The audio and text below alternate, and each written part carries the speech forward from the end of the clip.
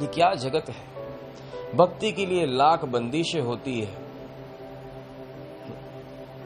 और माया के लिए सब जायज होता है। ऐसे व्यक्तियों के लिए शास्त्र में कहा है कि थू है ऐसे व्यक्ति के ऊपर जिसको भगवान कभी कबूल नहीं करेगा। कोई जीवन में तुम्हारा मिसयूज करे तो तुम्हें कितना दुख होता है।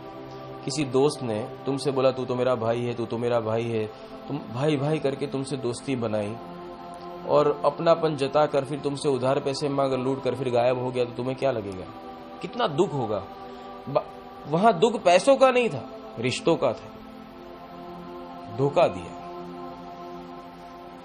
किसी स्त्री हो, कोई व्यक्ति उसका नाजायज फायदा उठाए और फिर शादी करे, शादी करने के बाद दहेज मांगे, नहीं देते, जा वापिस, कितना दर्द होए। बोले मैंने तो तेरे से प्यार किया, तूने दहेज से प्यार किया, कितना गलत लगे।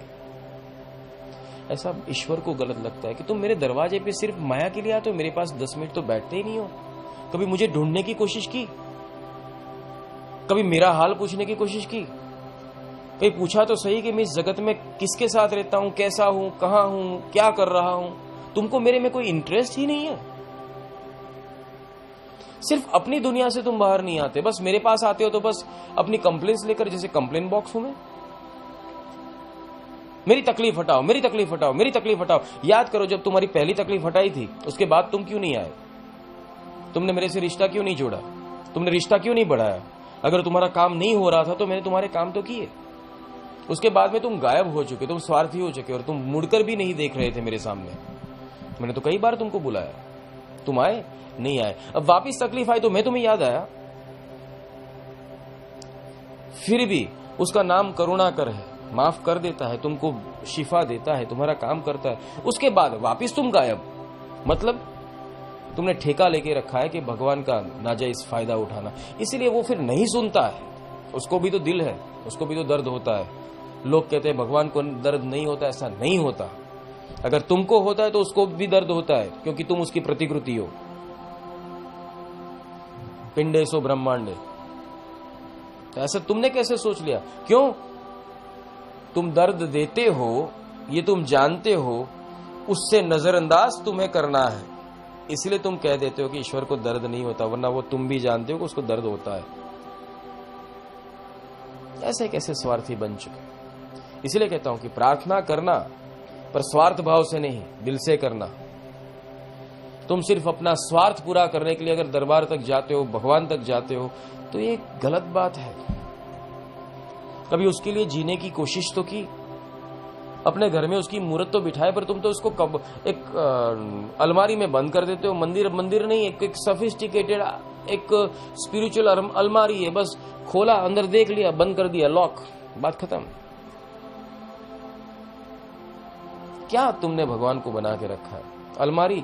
अलमारी नहीं है, मंदिर नहीं है, तो तुम्हारे लिए विशिंग मशीन है। वहां जहां जाकर तुम अपने घर बैठे बैठे ही भीख मांग लो।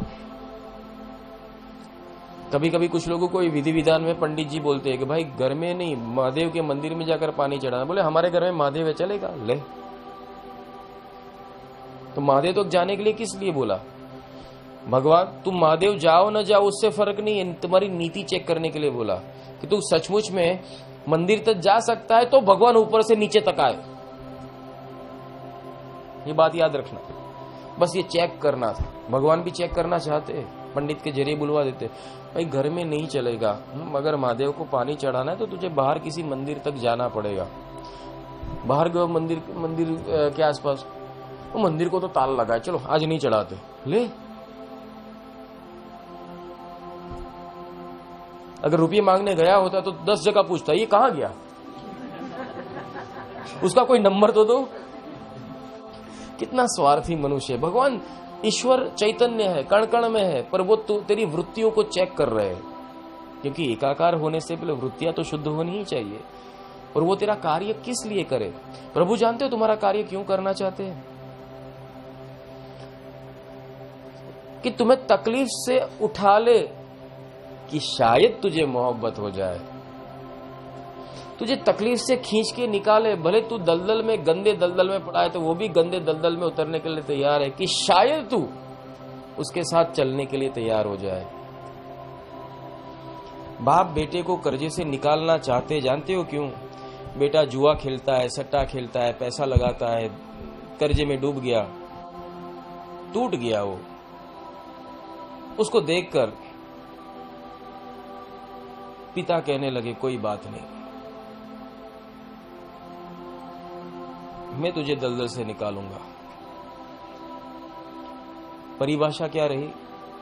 बशर्ते तू अब ये गलत काम नहीं करेगा। बस ऐसा ही कुछ है। ईश्वर तुम्हारा काम इसलिए करना चाहते, पर तुमको उससे प्रेम करने की नीति नहीं है, न सोच है, न तुम विचार भी करते हो। सीधी सी बात, वो कह देगा कोई बात नहीं। 1 2 3 4 5 बहुत मौके दिए, पर एक बात याद रखना, जिस दिन उसने तुम्हारे अकाउंट के ऊपर क्लोज लिख दिया, उसके बाद तुम कुछ भी नहीं कर पाओगे।